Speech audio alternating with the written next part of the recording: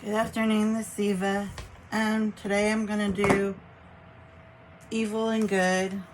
Well, most people say good and evil, but I'm going to do Lord of the Flies, and I'm going to start with a couple of Bible verses. The first one is Matthew 6:22 through 24. The lamp of the body is the eye. If therefore your eye is good, your whole body will be full of light. But if your eye is bad, your whole body will be full of darkness.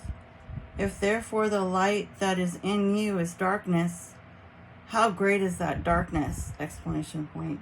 No one can serve two masters, for either he will hate the one and love the other, or else he will be loyal to one and despise the other. You cannot serve both God and mammon. Okay, and then, of course, after I read that translation, I was like, what the heck is mammon? So I looked it up, and it's actually kind of fascinating. Mammon appears on the Sermon on the Mount. Matthew represents it to mean corrupting influences of material wealth. So basically, it's like riches, right? So in demonology interpretations, mammon is often portrayed as a humanoid figure with coins, symbolizing the worship of money and material possessions. In the medieval times, there was considered a personified demon of wealth and greed, oftentimes equated with pagan gods of wealth. When it goes into, like, I guess it would be like perhaps the proletariat's feelings of what it would look like, so like not the higher echelon of society, but like the people. They described mammon as an actual entity. They described it as a wolf-like demon with golden skin and black scorch marks.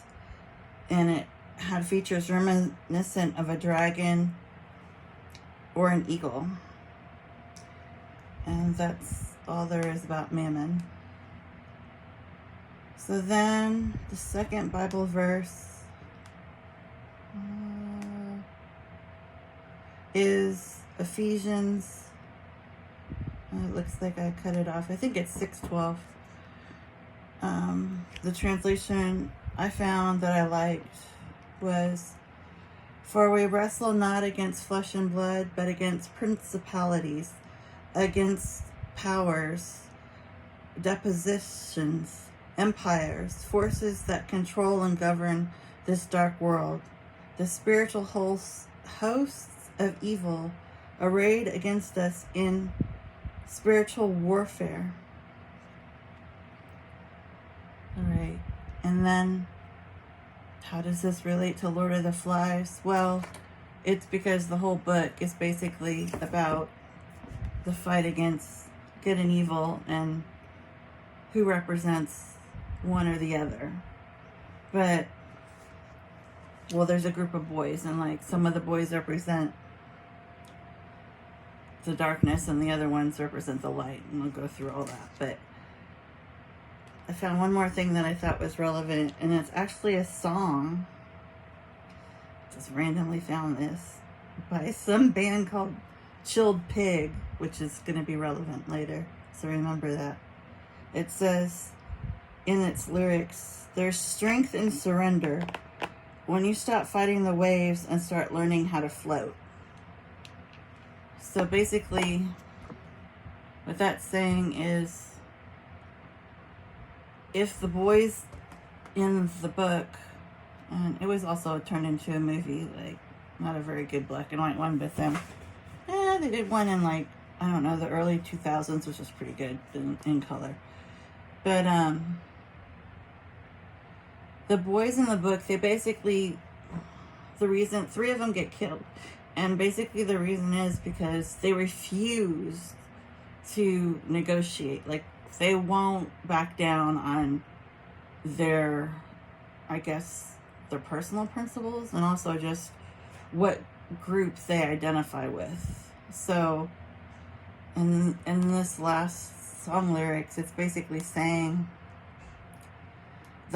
the best way to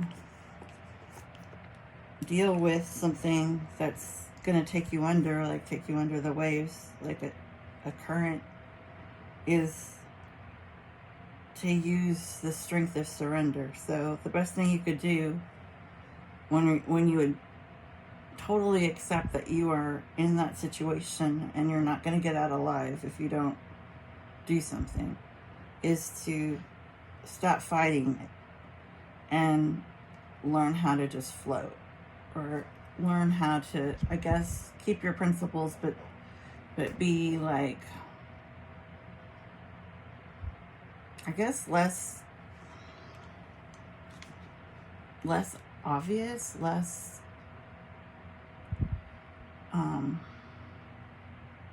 I mean, you want to stand up for what you believe in, but you know, a dead martyr is no, it's not good for the cause either.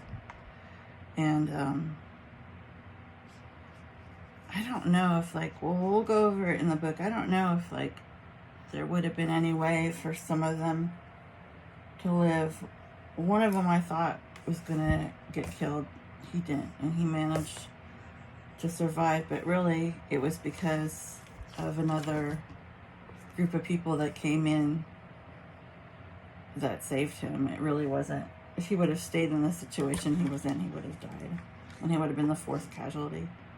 Okay, so what is Lord of the Flies? Lord of the Flies is a pretty famous book that I think it was in the 50s by William Golding. It was his, like, magnum opus. It was like his great work, and it was a pretty simple plot, really.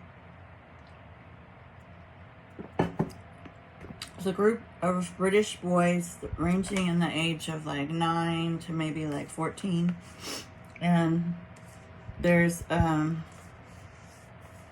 don't remember if they were on a ship or a plane or something, but whatever happens, they get, like, you know, that old stereotype, like, well, if you were stranded on an island, who would you want with you? That's what happens to them. They're stranded on an island, and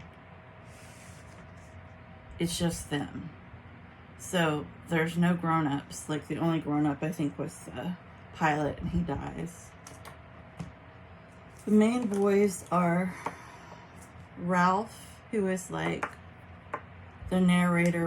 Well, he's not really a narrator. He's like the main character. So pretty much, even though they show you what's happening through different perspectives, the main one you're seeing it through is him. Then they're just like in like Harry Potter, there's like that kid with the, what does he got, like that platinum white hair, who's like the evil kid or whatever, you know, he's like represents the bad house, or like everything evil. There's a character who kind of represents